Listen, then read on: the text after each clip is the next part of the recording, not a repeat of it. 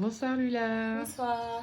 Alors aujourd'hui, j'aimerais que tu nous donnes un peu ton feedback par rapport à avoir une routine capillaire adaptée à ses cheveux. Aujourd'hui, nous sommes rendus à 1 an plus tard, donc quelles sont tes premières impressions? Déjà, mes cheveux ont poussé, mes cheveux sont plus doux et moins emmêlés parce que j'avais un gros problème avec.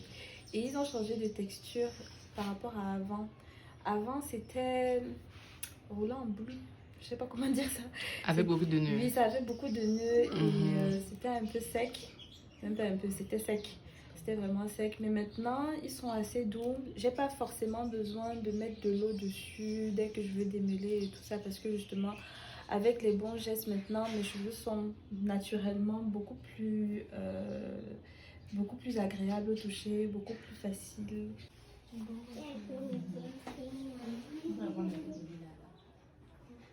Alors Lula, j'aimerais que tu continues de nous raconter un peu ton expérience, Ouais. ta transformation. Qu'est-ce qui t'a le plus marqué?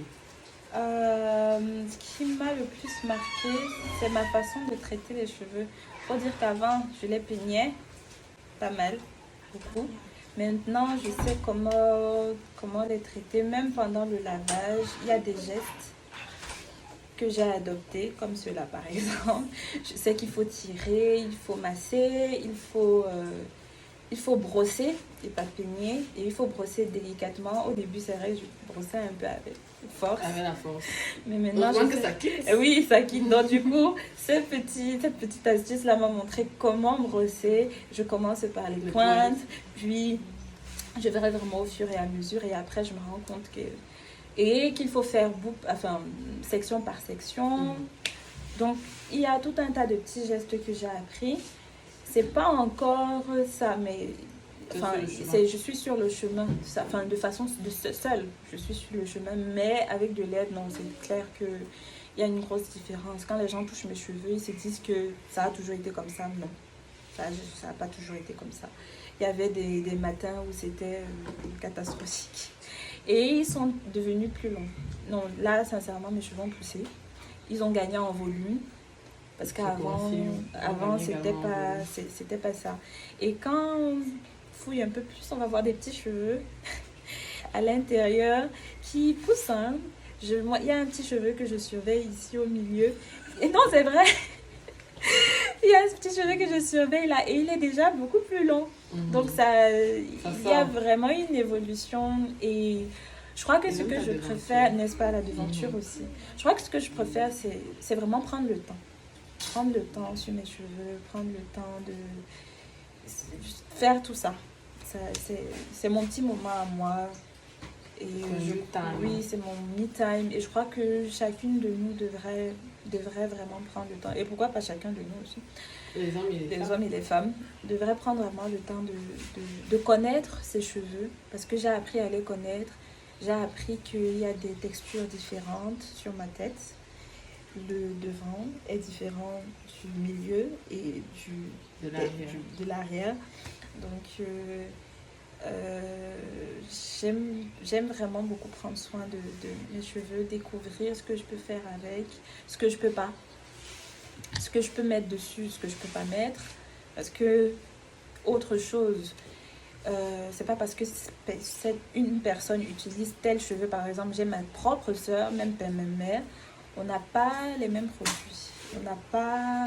Autant on descend des mêmes personnes, mais on n'a pas la même texture de cheveux. On n'a pas du tout les mêmes problématiques, ni justement les mêmes solutions. Et elle alors, c'est phénoménal, son évolution. La vidéo. Des fois, je suis jalouse, non, très clairement. Mais après, bon, chacune a sa façon, a d'abord son type de cheveux.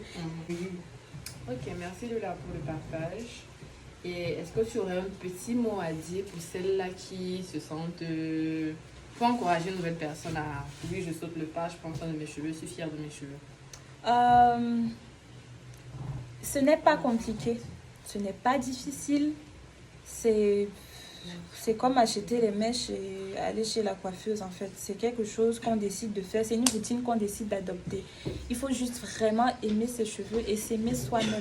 Parce que si on voit les cheveux naturels comme une tare, alors ça sera une tare.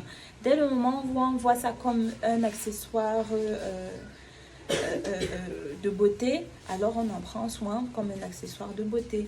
Si on le voit comme plus, moi je le vois mes cheveux comme mon identité, parce que justement les gens sont plus habitués à me voir avec les cheveux au vent et peut-être des fois les tresses, mais ils sont plus habitués à me voir avec les cheveux au vent. Dès qu'on voit un afro qui s'approche là, on sait que c'est moi. Et bon, moi je trouve que ça fait plaisir, ça fait une sorte de différence. Et j'en suis très très fière. Donc, j'ai amené une de mes amies à prendre soin de ses cheveux naturels et elle suit aussi ici et ses cheveux aussi ont bien évolué. Carole, j'espère que tu vas bientôt faire aussi son évolution. Non, parce que je suis bluffée. Je suis vraiment bluffée. Elle aussi, elle a assidue et elle voit les résultats. Donc, j'invite vraiment toutes les filles à donner une chance. En fait, c'est ça. Donner une chance à vos cheveux. Parce que pour moi... Je ne dis pas qu'il ne faut pas varier, des fois il faut faire d'autres choses, vous pouvez essayer tout ce que vous voulez sur vos cheveux, mais prenez-en soin, ils ne demandent que ça et ils vous remercieront franchement. Moi des fois quand je crâne avec mes cheveux comme c'est là, on me dit ouais mais qu'est-ce que tu mets? Bah non, je mets de l'amour. De l'amour, ah ça c'est bien, tout. bien, tu mets vraiment de l'amour.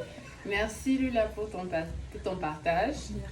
Donc là, je vais faire des photos pour leur montrer vraiment la différence au niveau de... Et là, c'est mouillé. Et là, c'est mouillé. Donc là, c'est mouillé. On a déjà un bon volume. Volume. Tellement long que même, il me dépasse même déjà. Non, sérieusement, je songe très, très sérieusement